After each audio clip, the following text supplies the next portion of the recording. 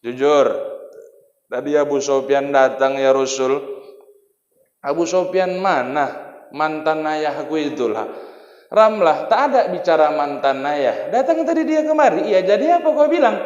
Ku maki-maki dia, ya Rasulullah. Ku usir dia, biar tahu diri dia situ, ya Rasulullah. Lantas apa kata Nabi Muhammad, Bapak Ibu? Ramlah, istriku, sayangku, kau tak boleh seperti itu cinta. Sebenci-bencinya pun kau terhadap Abu Sufyan, itu adalah ayah kandungmu, Ramlah. Lalu yang kedua, Ramlah, tolonglah cepat kau maafkan kesalahan dia. Lalu yang ketiga, Ramlah, kalau kau tetap mengakui aku ini suamimu, tolong kau hormati Abu Sufyan, ayah mertuaku, kata Rasulullah. Subhanallah. Pak, Rasul manusia sama seperti kita, tapi dia dimuliakan dengan sifat-sifat yang luar biasa oleh Allah Subhanahu wa ta'ala. Tengoklah Nabi Muhammad, sudah beberapa kali Abu Sufyan ini berencana ingin membunuh, ingin mematikan Nabi Muhammad dalam kehidupannya. Tapi lihat, Rasul cepat untuk memaafkan kesalahan orang yang selalu berbuat jelek untuk dia. Artinya apa, Pak Ustadz? Dalam kehidupan ini, Allah Subhanahu wa ta'ala tidak melihat manusia hidup di dunia ini dari harta kita. Allah juga tidak melihat manusia hidup di dunia ini, Bapak Ibu, dari rupa kita. Tapi Allah Subhanahu wa ta'ala cuma melihat manusia hidup di dunia ini dari kemurnian hati kita.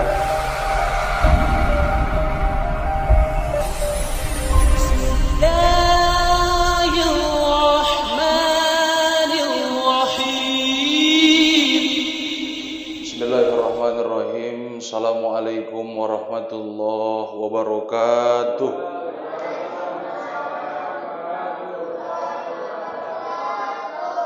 Alhamdulillah, wassalatu wassalamu ala Rasulillah wa ala alihi wa sahbihi wa mawalah.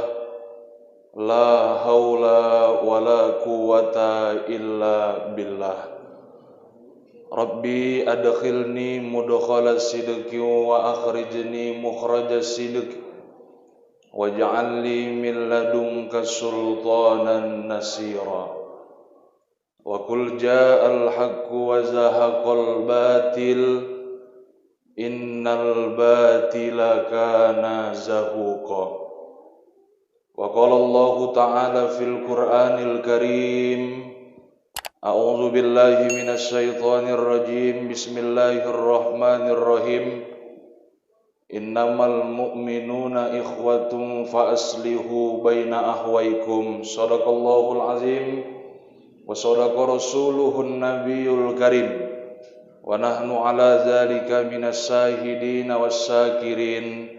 Walhamdulillahi rabbil alamin. Yang terhormat pengurus Badan Kemakmuran Masjid Babus Salam beserta pengurus-pengurus lainnya, yang terhormat bapak-bapak, ibu-ibu, orang-orang tua kami, para hadirin wal hadirat, kaum muslimin wal muslimat, yang besar tak dihimbau gelar, yang kecil tak disebut nama. Insya Allah kita semua dimuliakan Allah Subhanahu wa ta'ala. Puji syukur kepada Allah atas segala nikmat yang banyak diberikan kepada kita. Di antaranya nikmat iman, nikmat Islam, nikmat kesehatan dan kesempatan. Sehingga pada malam hari ini, walaupun di tengah cuaca turun dari atas membasahi bumi, tapi tidak mengurangi rasa semangat kita untuk bisa hadir pada acara majlis taklim yang sering dibuat oleh pengurus Masjid Babus Salam ini. Mudah-mudahan dari kegiatan dari awal sampai akhirnya nanti, apa yang sudah kita kerjakan saat kita masih hidup di dunia ini, semua diterima dan diridhoi oleh Allah Subhanahu wa ta'ala. Salawat beserta salam tak lupa sama kita sampaikan keharibaan junjungan kita, junjungan alam, Nabi besar kita Muhammad sallallahu alaihi wasallam. Allahumma sholli wa sallim alaihi. Mudah-mudahan dengan banyak kita mengucapkan salawat, Rasulullah berkenan memberikan syafaat pertolongan untuk kita semuanya. Amin. Amin ya Allah ya Rabbal Alamin. Bapak-bapak, ibu-ibu, orang-orang tua saya yang dimuliakan Allah, mohon maaf saya atas keterlambatan saya datang ke Masjid Babus Salam ini. Mungkin Bapak Ibu sudah jenuh untuk menunggu, tapi memanglah situasi di jalan tadi ada 2 pohon tumbang depan asrama haji dan depan Setiabudi. Masuk tadi Sri Gunting, jalan Belobang pula tadi ngantri pula mobil, sehingga jam 8:30 baru sampai kemari. Tapi memang itulah Bu alasan orang terlambat. Lebih bagus kita terlambat tapi datang memenuhi janji daripada banyak berjanji tapi tak datang sama sekali. Bapak protokol pun tadi menyuruh saya langsung cepat-cepat, masih sesak napasku, udah disuruhnya pula awak duduk kemari. Tapi tidak ada masalah, kalau ada minum di hadapan ini amanlah acara kita, kan itu dia. Bapak Ibu yang dimuliakan Allah, kaji kita malam ini biasa-biasa saja, tidak terlalu tinggi namun tidak terlalu rendah. Sedikit yang saya sampaikan dapat kita ingat dan dapat kita amalkan dalam kehidupan kita bersama. Tema pengajian kita pada malam hari ini ialah tentang manusia yang paling mulia nanti dipandang Allah di yaumil akhirah. Di antara sekian banyak manusia hidup di dunia ini, kalau dia terus mau nanti dipandang baik dan bagus oleh Allah di yaumil akhirah, siapa manusia ini Pak Ustadz saat dia masih hidup di dunia ini, dan apa sifat-sifatnya Pak Ustadz supaya kami nanti dipandang mulia oleh Allah di hari kiamat kelak? Yang pertama, manusia ini cepat untuk memaafkan kesalahan orang dan tak suka dia untuk memutuskan hubungan tali silaturrahim. Berbicara dengan orang yang paling cepat memaafkan kesalahan orang, Bapak Ibu, Nabi Muhammad lah orangnya. Kita buka sedikit sejarah malam nih, tolong dicatat, nanti kalau ada kuis jadi pertanyaan, kalaupun nggak ada ya nggak masalah. Dulu di Mekah ada beberapa orang tokoh Quraisy yang paling membenci Rasul, bahkan sudah beberapa kali berencana ingin membunuh Rasulullah Shallallahu Alaihi Wasallam. Di antara tokoh-tokoh Quraisy itu mungkin Bapak Ibu pernah kenal namanya, tapi terus terang dia tak kenal sama kita. Di antara tokoh Quraisy itu Bu ada Abu Jahal, Abu Lahab, Abu Huzaifah, Abu Sufyan dan abu-abu yang lainnya. Tapi ini tak termasuk Abu Rokok sama Abu Dapur, Bapak Ibu. Malam ini sedikit kita berbicara tentang Abu Sufyan. Abu Sufyan adalah seorang tokoh Quraisy yang paling membenci Rasul, bahkan sudah beberapa kali berencana ingin membunuh Rasulullah Shallallahu Alaihi Wasallam. Tapi satu hal yang Abu Sufyan ini tak paham, bahwa Rasulullah tetap dalam perlindungan Allah Subhanahu wa ta'ala. Di sisi yang lain, Abu Sufyan ini adik-adik Pak Ustadz memiliki anak sematawayang perempuan. Dia beri nama anaknya itu dengan sebutan panggilan nama Ramlah. Ramlah tumbuh besar. Suatu ketika Ramlah datang menghampiri Rasulullah, bersaksi di hadapan Nabi Muhammad, mengucap 2 kalimat syahadat. Sontak kabar ini terdengar di telinga Abu Sufyan. Malu cukup luar biasa Bu Abu Sufyan ketika itu, seperti dilempari kotoran mukanya oleh anak kandungnya itu sendiri. Dia langsunglah bergegas pulang ke rumahnya. Dia ambil pedang itu dari dinding rumahnya. Dia keluarkan pedang itu dari sarungnya. Hanya satu niat Abu Sufyan, apabila Ramlah nanti ada di hadapanku, kepala Ramlah harus berpisah dari lehernya. Tak lama kemudian Pak Ramlah pun pulang. Sekitar 100 meter dari pintu rumah, Abu Sufyan sudah acungkan pedang itu tinggi-tinggi, sembari dia berteriak, "Anak kurang ajar kau Ramlah," kata Abu Sufyan. Mendengar teriakan ini, Ramlah pun lari tunggang langgang. Rupanya Ramlah datang kembali menghampiri Rasulullah, berkata kepada baginda Nabi besar kita Muhammad Sallallahu Alaihi Wasallam, "Ya Rasul, ada apa Ramlah?" tolong lindungi aku ya Rasulullah. Kenapa rupanya? Ayahku marah besar ya Rasul. Iya, dia tahu sekarang aku hari ini menjadi pengikutmu ya Rasulullah. Lantas apa kata Nabi Muhammad? Ramlah, tinggallah bersamaku. Dan akhirnya Ramlah tinggal serumah dengan Rasulullah sallallahu alaihi wasallam. Bapak Ibu, orang-orang tua saya yang dimuliakan Allah, rupanya ketika itu konsep orang-orang Jawa hari ini ternyata memakai prinsip yang dipakai oleh Nabi Muhammad 1443 tahun yang lalu. Apa itu Pak Ustadz? Konsep Nabi Muhammad itu payah-payah jaga kerbau sekandang, lebih payah jaga anak gadis satu orang. Dia panggillah Pak sepupu kandung Nabi Muhammad yang bernama Ubaidillah bin Jahsy. Dia berkata kepada Ubaidillah, siapa namanya adik-adik? Ubaidillah bin Jahsy. Dia berkata kepada Ubaidillah, ya Ubaidillah, ya Rasul, apakah kau berkenan menikah dengan seorang wanita mu'allab, ya Ubaidillah? Siapa dia rupanya Rasulullah? Ramlah. Ramlah mana ini ya Rasul? Ramlah anak Abu Sufyan lah. Dia sudah masuk Islam ya Rasul. Iya. Apakah kau berkenan menikahi dirinya, ya Ubaidillah? Kalau dia enggak lah ya Rasul. Enggak cemana? Enggak nolak ya Rasulullah. Rupanya enggak nolak dia Pak, karena memang cantik pula Ramlah nih orangnya. Lalu menikahlah Ramlah dengan Ubaidillah, dinikahkan oleh Rasul. Mereka pun hijrah ke Thaif, menikmati masa pengantin baru. Nikmat datang dari Allah. Ramlah pun hamil. Menginjaklah usia kandungan Ramlah Bapak Ibu 6 bulan. Ramlah mendapat cobaan yang cukup besar dari Allah. Sebelum datang cobaan itu, malamnya Ramlah bermimpi dia didatangi oleh suaminya dengan wajah yang cukup menyeramkan. Keesokan harinya, Ramlah mendapat kabar bahwa suaminya Ubaidillah, sepupu Rasulullah, murtad, meninggalkan agama Islam. Na'udzubillah summa na'udzubillah. Malu cukup luar biasa Bu Ramlah ketika itu, dipukul-pukulnya lah anak yang ada dalam perutnya ini.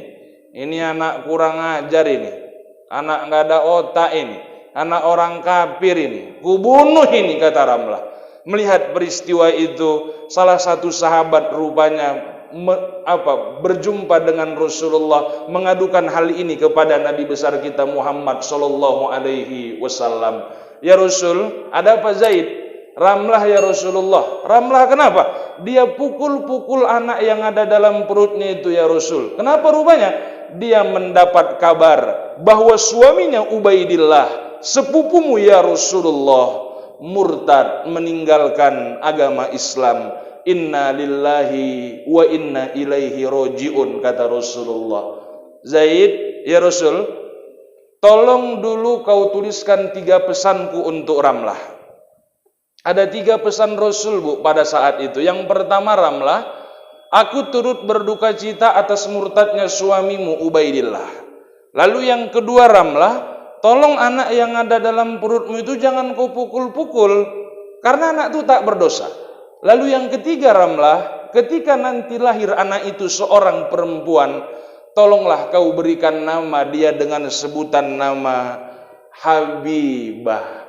Dikirim surat ini tadi adik-adik oleh Zaid, dibaca Ramlah. Agak reda sedikit rupanya Bu kemarahan Ramlah pada saat itu, Bapak Ibu yang dimuliakan Allah. Ternyata Bu, yang diperkirakan Nabi Muhammad ini itulah dia. Betul rupanya Pak. Menginjaklah usia kandungan Ramlah 9 bulan, pas 10 hari. Ramlah melahirkan seorang anak perempuan, langsung dia beri nama anak itu dengan sebutan nama Habibah. Habis masa iddah, Rasul kirim balik utusan. Apa kata Rasul? Tolong kau pinangkan Ramlah untukku, kata Rasul. Karena Rasul khawatir Ramlah murtad balik, meninggalkan agama Islam. Pada saat itu Bapak Ibu, ini batuk keselak ya Bu, bukan batuk corona. Nanti nengokin aku pun macam nengokin virus saja. Nah tadi sesak napas aja kan itu dia. Bapak Ibu yang dimuliakan Allah, rupanya pada saat itu, zaman Rasulullah itu, tidak ada satu wanita pun yang mampu menolak pinangan Yasir. Oh salah Pak, Rasul ya. Nah, kalau Yasir yang ngomongin ya itu pula dia.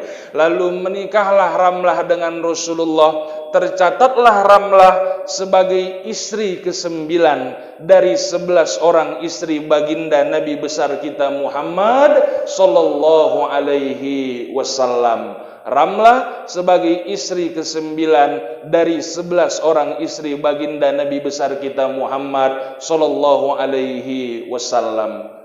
Dari cerita ini menunjukkan bahwa Bapak Ibu yang dimuliakan Allah, tidak boleh seorang istri melarang suaminya kalau mau menikah berulang kali, karena ini merupakan perintah dari baginda Nabi. Tapi yakinlah Pak, banyak emak-emak di Sukamaju ini tak sepakat dengan perkataan saya, mengusulkan dengan Pak Haris agar si Yasir itu nggak usah lagi lah diundang ceramah kemari, karena sudah menjadi provokator buat emak-emak yang ada di Sukamaju ini. Tapi satu hal yang perlu Ibu ketahui, bahwa jangan marah dulu ya Bu, jangan mau Ibu lemparkan sejadah itu sama aku, enggak, ini dengarkan aja dulu ya. Yang pertama, Rasulullah itu Bapak Ibu menikah berulang kali. Yang pertama hanya untuk menyelamatkan akidah. Lalu yang kedua, yang sebahagian besar Rasul nikahi itu Pak adalah orang-orang tua, nenek-nenek yang sudah lanjut usianya. Jadi kalau ibu nak ngizinkan bapak nikah lagi, tolong izinkanlah asalkan sama nenek-nenek, orang-orang tua yang sudah lanjut usianya. Tapi kalau tetap bapak tuh cari anak SMA, tolong ibu sediakan balok 2,5 kali 3 untuk dia. Lalu tinggal serumah balik lah orang nih Bu ya. Ini bukan kajian Sirah Nabawiyah. Sirah Nabawiyah Bang Abdil yang lebih jago. Ini sikit-sikit aja lah ini kan. Lalu lanjut balik ke cerita. Rupanya Abu Sufyan ini tinggal serumah balik orang nih Bu, Ramlah dengan Rasulullah. Rupanya Abu Sufyan ini merasakan rindu yang cukup luar biasa Pak kepada anaknya. Karena memang kan Bu, sebenci-bencinya pun kita sama anak sekarang, nggak pulang-pulang dia, pasti merasakan rindu yang cukup luar biasa Bu kepada anak kita. Abu Sufyan mau bertemu dengan Ramlah anak kandungnya, tapi Abu Sufyan tetap membulatkan tekad tak ingin bertemu dengan baginda Nabi Muhammad sallallahu alaihi wasallam. Ditengok Abu Sufyan dulu rumah Rasulullah tuh dari jarak jauh, ada nggak Rasul? Ditengoknya dulu, kalau bahasa Jawanya, bahasa Indianya itu Bu, kenjero. Apa itu Ustaz? Keten jarak jauh. Dia intip dulu rumah Rasul tuh Pak dari jarak jauh, ada enggak Rasul? Rupanya Rasul pas tak ada lagi di rumah, dia langsung duduk menyelinap di atas tikar Nabi Muhammad. Rupanya Ramlah sedang asyik menyusui Habibah dalam kamar. Ramlah keluar, sudah dia tengok ayahnya ini duduk di atas tikar Rasulullah. Apa kata Ramlah? Ngapain kau di sini Abu Sufyan? Aku ini ayahmu Ramlah. Hari ini tidak ada bicara ayah dengan anak. Pergi kau dari rumah Rasulullah ini. Orang kotor, orang kafir, orang berdosa, gak boleh duduk rumah suci. Pergi kau. Lalu dengan hati yang patah, Abu Sufyan pun pulang Pak, meninggalkan rumah Rasulullah. Tak lama kemudian Bu, Rasul pun pulang. Sudah dia tengok Ramlah nih mukanya merah padam, dia tanya, kenapa Ramlah? Nggak ada ya Rasul. Kenapa? Jujur, tadi Abu Sufyan datang ya Rasul. Abu Sufyan mana? Mantan ayahku itulah. Ramlah, tak ada bicara mantan ayah. Datang tadi dia kemari, iya jadi apa kau bilang? Ku maki-maki dia ya Rasulullah, ku usir dia, biar tahu diri dia situ ya Rasulullah. Lantas apa kata Nabi Muhammad Bapak Ibu? Ramlah, istriku, sayangku, kau tak boleh seperti itu cinta. Sebenci-bencinya pun kau terhadap Abu Sufyan, itu adalah ayah kandungmu Ramlah. Lalu yang kedua Ramlah, tolonglah cepat kau maafkan kesalahan dia. Lalu yang ketiga Ramlah, kalau kau tetap mengakui aku ini suamimu, tolong kau hormati Abu Sufyan ayah mertuaku, kata Rasulullah. Subhanallah. Pak, Rasul manusia sama seperti kita, tapi dia dimuliakan dengan sifat-sifat yang luar biasa oleh Allah Subhanahu wa ta'ala. Tengoklah Nabi Muhammad, sudah beberapa kali Abu Sufyan ini berencana ingin membunuh, ingin mematikan Nabi Muhammad dalam kehidupannya. Tapi lihat, Rasul cepat untuk memaafkan kesalahan orang yang selalu berbuat jelek untuk dia. Artinya apa Pak Ustadz? Dalam kehidupan ini Allah Subhanahu wa ta'ala tidak melihat manusia hidup di dunia ini dari harta kita. Allah juga tidak melihat manusia hidup di dunia ini Bapak Ibu dari rupa kita. Tapi Allah Subhanahu wa ta'ala cuma melihat manusia hidup di dunia ini dari kemurnian hati kita. Kalau Allah Subhanahu wa ta'ala cuma melihat manusia hidup di dunia ini dari hartanya, tentu yang masuk surga duluan kepling, lurah, camat, wali kota, gubernur, menteri, presiden. Sementara yang jual-jual ayam penyet yang 10.000 itu yang lama kayanya, yang jual ondol-ondol, risol, cendol, jambu bol masuk neraka semua. Tidak. Kalau Allah Subhanahu wa ta'ala Bapak Ibu melihat orang yang paling bagus rupa dan fisiknya masuk ke dalam surga, tentu yang masuk surga duluan Pak Anjas Mara, Jeremy Thomas, Jamal Mirdad, Aliando, aku. Sementara Doyok, Tukul, Jojon, Mandra masuk ke neraka semua orang itu tidak. Tapi Allah Subhanahu wa ta'ala cuma melihat manusia hidup di dunia ini dari kemurnian hati kita, cepat kita untuk memaafkan kesalahan orang, dan tak suka kita untuk memutuskan hubungan tali silaturrahim. Bahkan dalam Islam Bapak Ibu, mohon maaf saya, ketika Allah berikan lisan ini sama kita, kita gunakan Pak untuk berbohong, ingin menyatukan dua kawan kita yang sedang tak cakapan. Sudah hampir 3,5 tahun ibu ni tak cakapan, gara-gara beda pendapat masalah warna baju, seragam wirid orang tu. Ini berbohong yang dibolehkan dalam Islam ini Bu. Boleh ini, buatlah. Contoh. Ada Kak Upi sama Kak Butet udah lama ini Bu tak cakapan. Jumpain Kak Upi, gimana Kak? Dah ada jumpa sama si Butet? Masa aku sebut-sebut lagi namanya itu. Dengarkan namanya pun dah mau muntah aku. Ya kok kayak gitu kali sih Kak, bibir kakak bercakap. Ya sampai kapan pun gak akan pernah aku mau cakapan sama dia. Sakit kali hatiku dibuatnya. Kak, kurasa semalam aku jumpa sama dia Kak, gak kayak gitulah Kak, dia bilang. Apa rupanya dia bilang? Semalam dia Kak menegur kakak, karena nengok muka kakak pun dah kayak jeruk purut. Jadi maksud kau, udahlah Kak banyak-banyak pun kita ibadah Kak di Sukamaju ini, solat kita tak tinggal, sodakoh kita rajin, pengajian kita sebulan hampir 4 kali di Masjid Babu Salam ini. Kalau kita tak cakapan Kak, tak diterima amal ibadah kita. Jadi maksud kau, udah Kak siapa yang duluan memaafkan, itu besok naik derajatnya di hadapan Allah. Tengok besok lah. Ya besok jumpain si Butet. Cemana Tet? Ada jumpa sama Supi monyet kunyuk itu. Kau kok kayak gitu kali si Tet bercakap bibir kau tuh. Ya sampai kapan pun gak akan pernah aku mau cakapan sama dia. Sakit kali hatiku dibuatnya. Tet, kurasa semalam aku jumpa sama dia Tet, gak kayak gitulah Tet, dia bilang. Apa rupanya dia bilang? Semalam dia teringat Tet masa-masa kalian dulu berdua sama. Kalian kan kadang dulu makan mie ayam dekat Masjid Babu Salam tuh berdua kan sama. Ku tengok sore-sore, boncengan pun kalian ku tengok hampir tiap hari. Ku tengok pun kalian kadang-kadang dia yang bayar, kadang kau pula yang bayar, kadang kalian dua-dua nembak. Itulah saking kan kompaknya kalian. Jadi maksud kau, udahlah Tet siapa yang duluan memaafkan, itu besok naik derajatnya di hadapan Allah. Besok dua-duanya jumpa Pak, berebut saling minta maaf. Karena bohong kita itu, bukan hanya bohong itu dibenarkan dalam Islam, tapi berbohong kita itu Bu, mendapat pahala dari Allah Subhanahu wa ta'ala.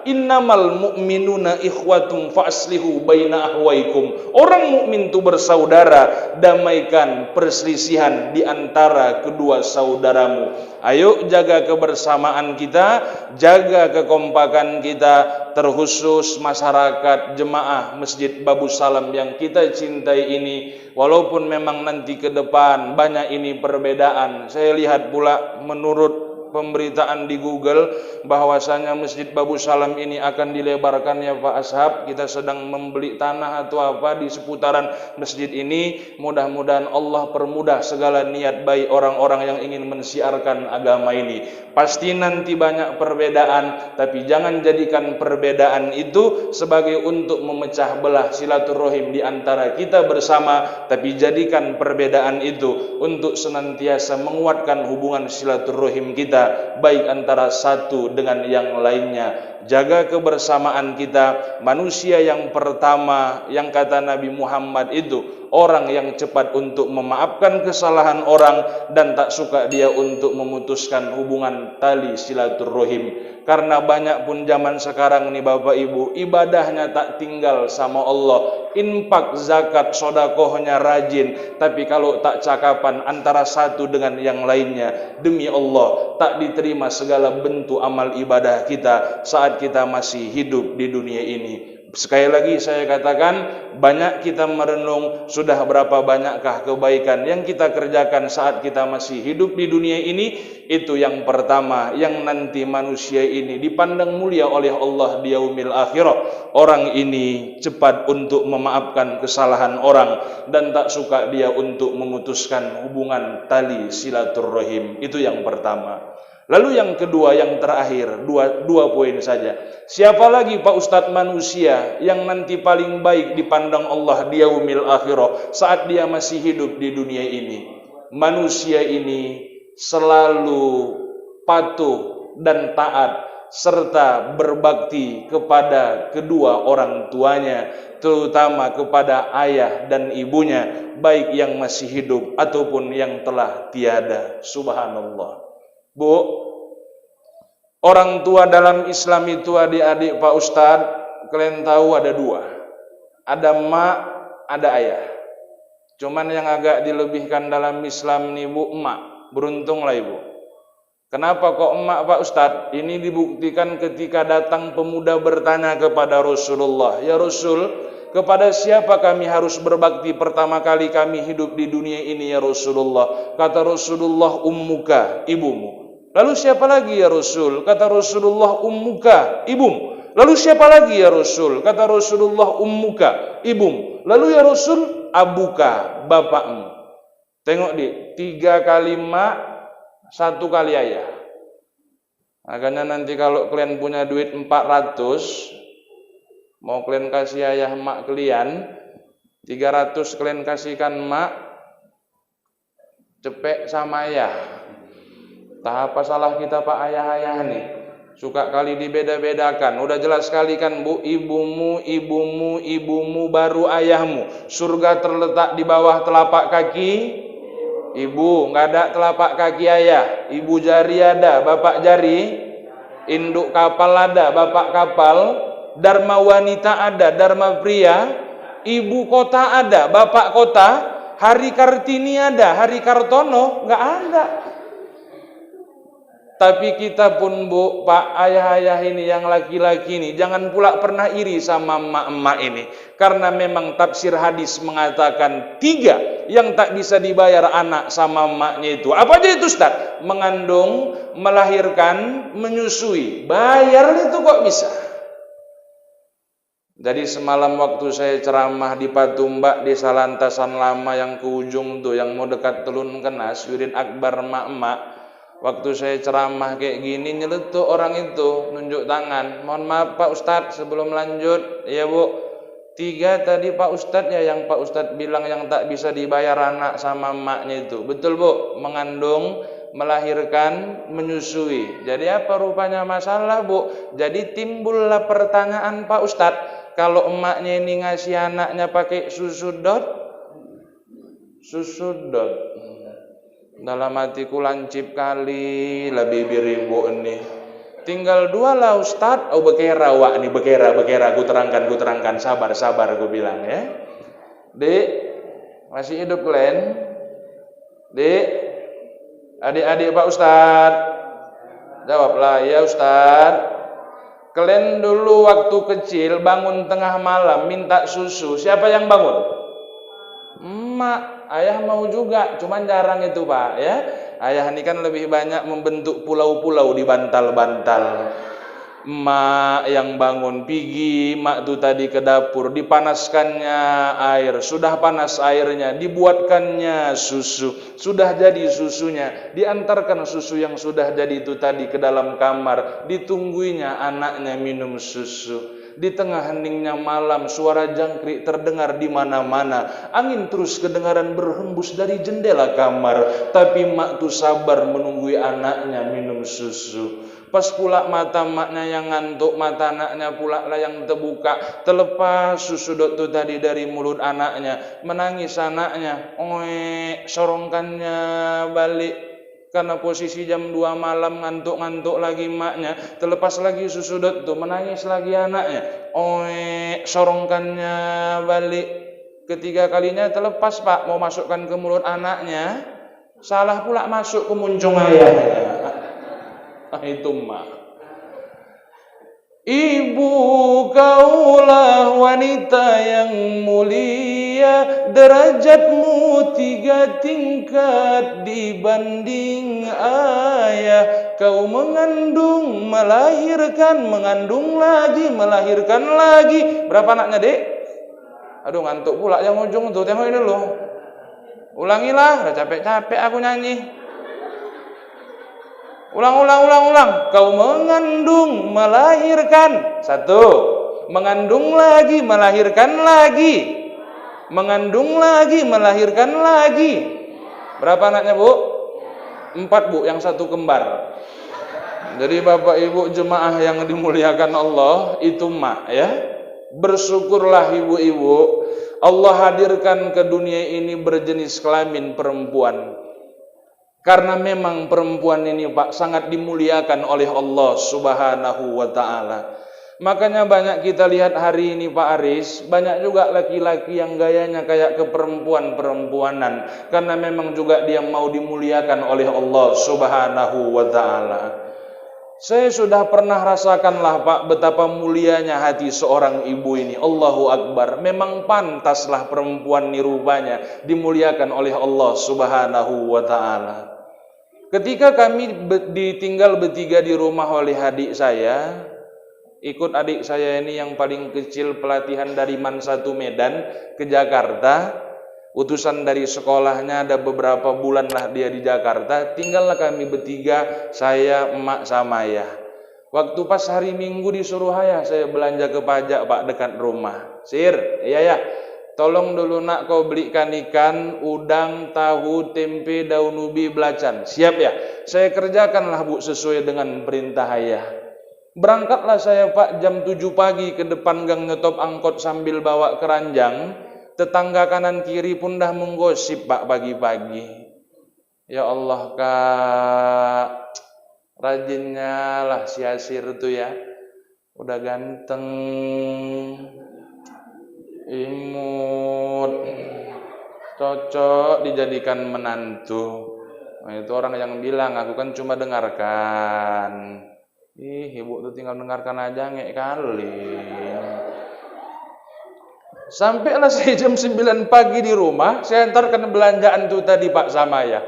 Ini ya belanjaannya. Diperintahkan ayah sama mak Pak Aris, terdengar di telinga saya. Dek, ya bang, tolong kau buatkan yang dibeli si Asir nih tadi, ikan nih kau bakar, udang, tahu, tempe nih buat tucu, buat daun ubi tumbuk, sambal belacan. Siap bang, dikerjakannya bu sesuai dengan perintah suaminya. Siaplah masakan tuh Pak jam setengah 12 siang, terhidang di meja makan Pak. Makanlah kami bertiga. Sudah masuk nasi itu 2 sendok ke mulut kami.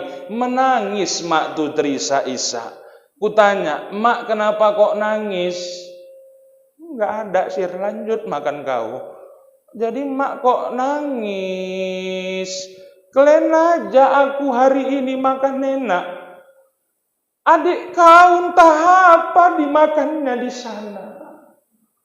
Tengok bu, emak ketika makan enak Pak, jauh anaknya di sana, bisa menetes air matanya. Apa yang dimakan anakku di sana?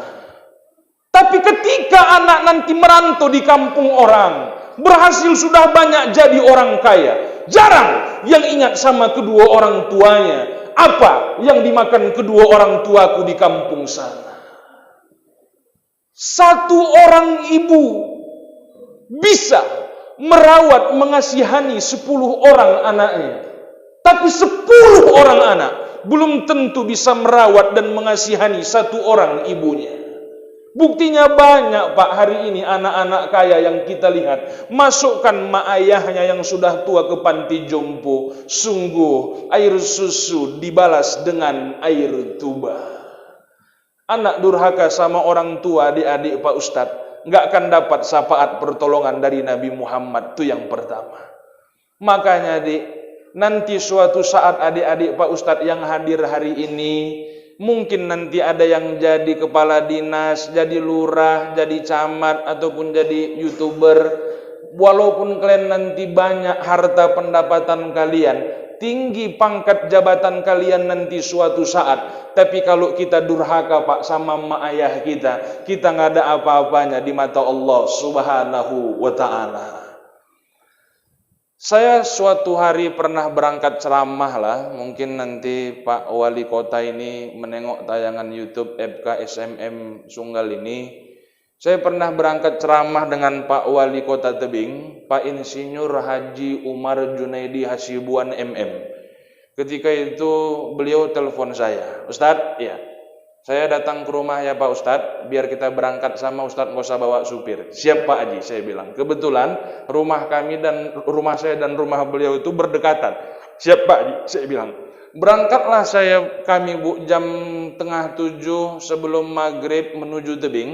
Di dalam mobil banyak yang kami bincangkan dengan beliau, sehingga saya ingin bertanya kepada beliau, Pak Wali, aku manggilnya Pak Wali, karena Wali ini kan singkatan dari Wali Kota. Dia pun manggil aku, ada apa Tat? Katanya aku yang tak enak. Kalau Tat ini kan Pak diujungkan kemana nggak akan dapat dia.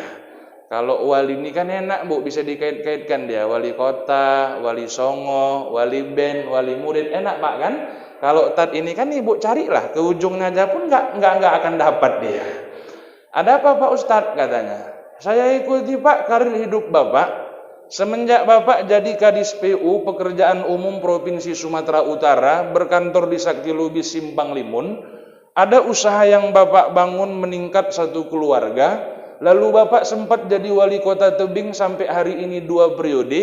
Saya rasa Bapak orang paling sukses Pak Haji Umar. Apa kata beliau? Saya hari ini nggak pernah merasa sukses Pak Ustadz. Istighfar Pak, saya bilang.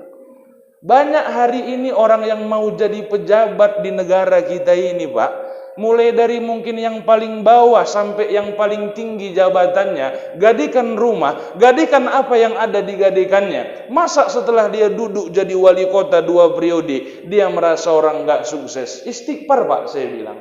Apa kata beliau? Saya hari ini yang sukses itu bukan saya Pak Ustadz, tapi kedua orang tua saya. Begini dulu ayah saya menyekolahkan saya Pak Ustadz. Kalau tak karena kerja keras saya, mungkin saya hari ini tak akan duduk jadi wali kota. Emak saya dulu Ustadz, tiap malam tahajudnya berdoa untuk saya, nitiskan air mata, berdoa kepada Allah. Mungkin kalau tak karena air mata emak saya hari ini tak akan duduk jadi wali kota 2 periode. Lalu yang menjadi pertanyaan besar di benak saya Pak Ustadz, bisa nggak nanti saya jadikan anak saya jadi wali kota? Kalau tak bisa nanti saya jadikan anak saya jadi wali kota, berarti saya kalah dong sama emak ayah saya. Baru itulah Pak, aku mau ceramah, diceramahi sama orang duluan. Tengok Pak, udah kaya raya dia, tinggi pangkat jabatannya, orang satu Tebing itu segan sama dia, tapi rupanya dia tak lupa sama jasa kedua orang tuanya. Makanya kalau ada di masjid ini nanti ketua BKM dia, bukan yang di sini lah, di Sukamaju ini ketua BKM dia, yang durhaka dia sama emak ayahnya, cekekkan aja rame-rame Pak.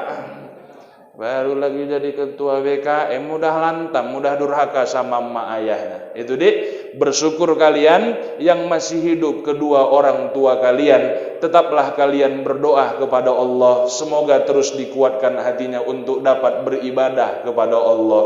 Macam kami ini Pak Ustadz, macam mananya Pak Ustadz yang udah nggak ada lagi ayah mak kami ini Pak Ustadz. Datangi terus kuburnya, ziarahi makamnya, berdoa kita kepada Allah, semoga mereka ditempatkan di tempat yang sebaik-baiknya di dalam surga yang telah Allah sediakan untuk mereka.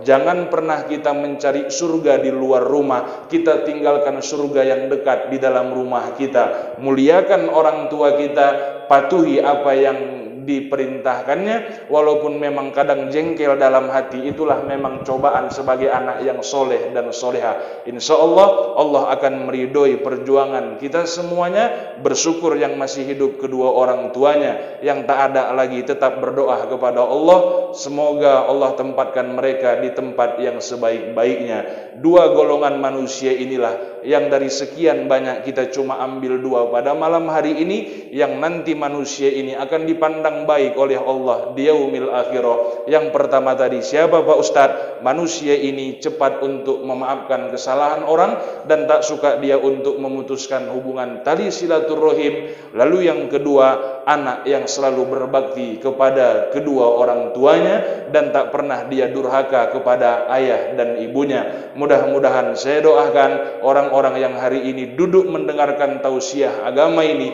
inilah yang nanti akan dipandang baik oleh Allah di yaumil akhirah, dan kiranya Allah kumpulkan kita untuk nanti bisa masuk ke dalam surganya. Amin ya Allah ya Rabbal alamin. Karena aku tengok ibu-ibu yang jilbab biru itu pun dah agak menguap-nguap, udah hampir 3 kali. Tapi alhamdulillah saya hari ini berhasil untuk menidurkan bapak ibu yang hari ini cuacanya dingin. Tapi insya Allah inilah menjadi pahala kita semuanya. Karena kata Rasulullah, barang siapa yang menempuh perjalanan, hadir dia untuk menuntut ilmu, maka nanti Allah akan mudahkan jalannya untuk bisa masuk ke dalam surganya. Mudah-mudahan ada manfaatnya. Akhirnya izinkan saya kembali ke studio. Aqulu qauli hadza. Wassalamualaikum warahmatullahi wabarakatuh.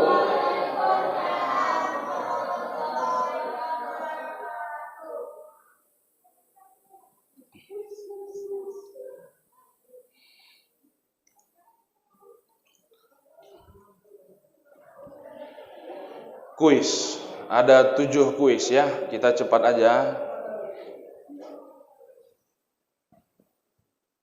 Bagi adik-adik yang mendengarkan tadi insya Allah dapat, yang enggak mendengarkan dapat juga ya, tapi dapat ayam penyet, bukan dapat amplop. Yang pertama, seputar ceramah tentang Pak Ustadz tadi, manusia yang paling terbaik dipandang Allah nanti di yaumil akhirah. Siapakah kedua golongan manusia ini? Iya.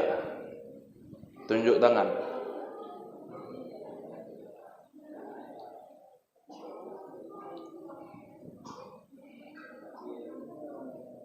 Assalamualaikum warahmatullahi wabarakatuh. Salam.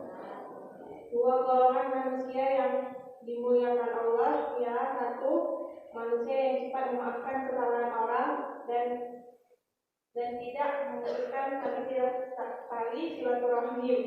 Dua, manusia yang berbakti kepada ibu dan ayah. Iya.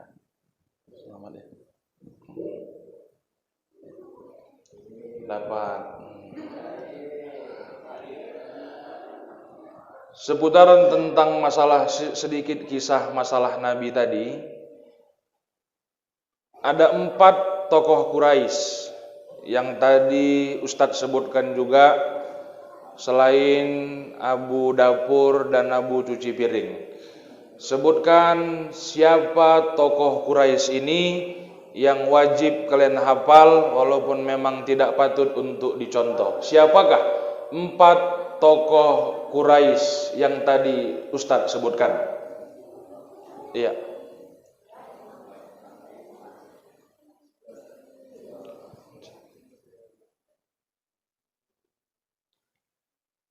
Yang pertama Abu Lahab, Abu Jahal, Abu Sufyan, Abu Huzaifah, Abu Huzaifah. Abu Zaid. Iya. Abu Huzaifah, kata Pak Aris Abu Janda katanya ya. Itu wajib dibunuh. Wah, di sini. Selanjutnya Abu Sufyan tadi memiliki satu orang anak perempuan. Siapakah nama anak perempuan itu? Oh ya, ini sini. Iya. Ramlah. Betul? Iya, mendengarkan. Selamat. Ya, tangan kanan. Udah gelap kali ya. Selanjutnya, setelah Ramlah menikah dengan Ubaidillah bin Jasi, sepupu kandungnya Rasulullah, lalu tercatatlah Ramlah sebagai istri yang keberapa dari Rasulullah. Iya.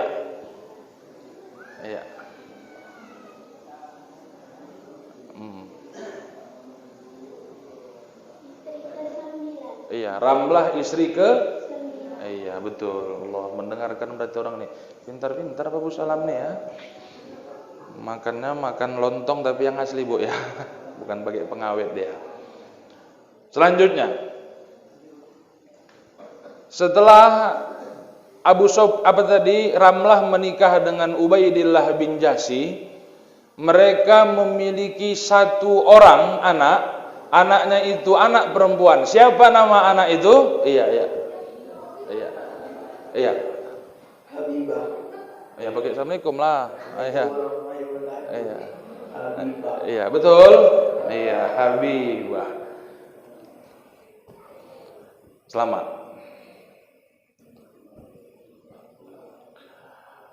Udah?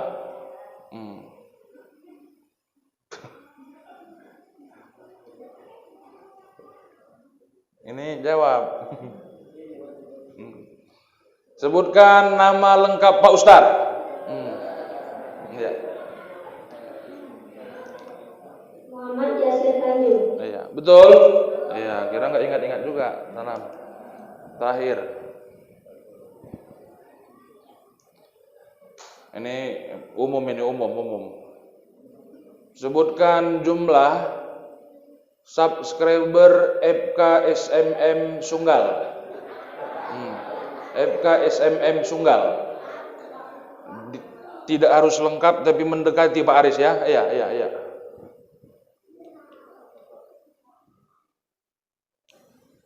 20.000 subscriber. Salah, jauh kali, duduk.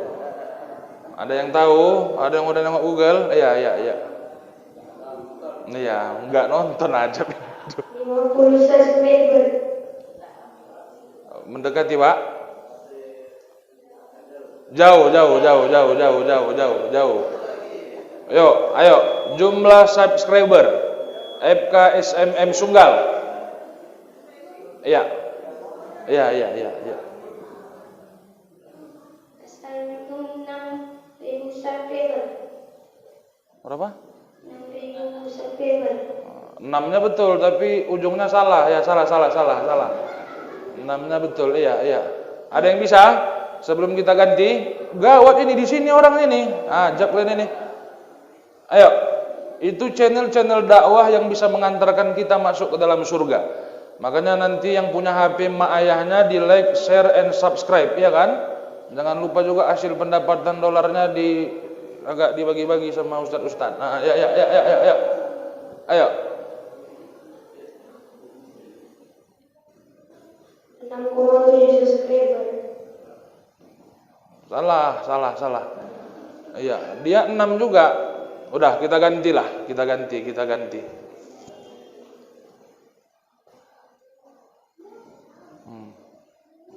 Sebutkan ini tentang Nabi Muhammad Mudah.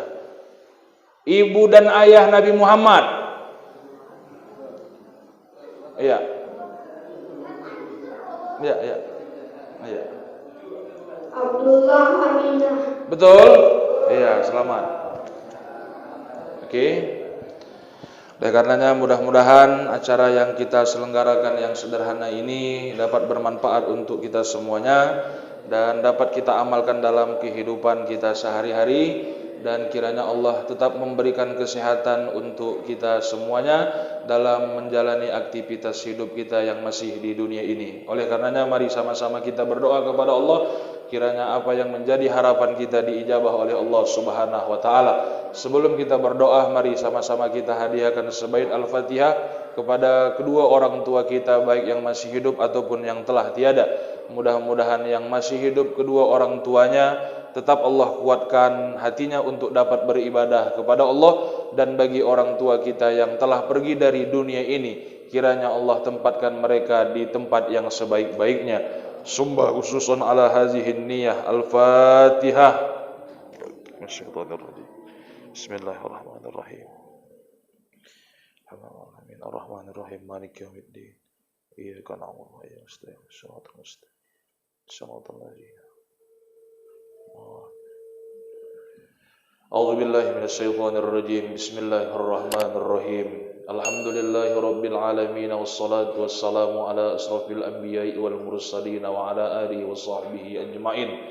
Allahumma ighfir lana dhunubana wa liwalidayna warhamhuma kama rabbayana shaghira wa li jami'il muslimina wal muslimati wal mu'minina wal mu'minat al hayya'i minhum wal amwati bi rahmatika ya arhamar rahimin. Allahumma inna nas'aluka salamat jamaah masjid babus salam. Allahumma inna nas'aluka salamat hadirin wal hadirat. Allahumma ahyina bil iman wa amitsna bil iman wahsurna bil iman wa adkhilna al jannata ma'al iman. Allahumma dafa'anna al bala wal ghala wal waba wal fahsya'i wal munkar ma zahara minha wa ma batan wa min baladina Indonesia khassah wa min buldanil muslimina ammah birahmatika ya arhamar rahimin. Rabbana hablana min azwajina wa zurriyyatina qurrata a'yun waj'alna lil muttaqina imamah. Rabbana atina fid dunya hasanah wa fil akhirati hasanah wa qina adzaban nar. Wa sallallahu wasallam ala sayyidina Muhammadin nabiyil ummi wa ala alihi washabbihi ajma'in. Subhana rabbika rabbil izzati amma yasifun. Wassalamun alal mursalin walhamdulillahi rabbil alamin. Taqabbalallahu minkum.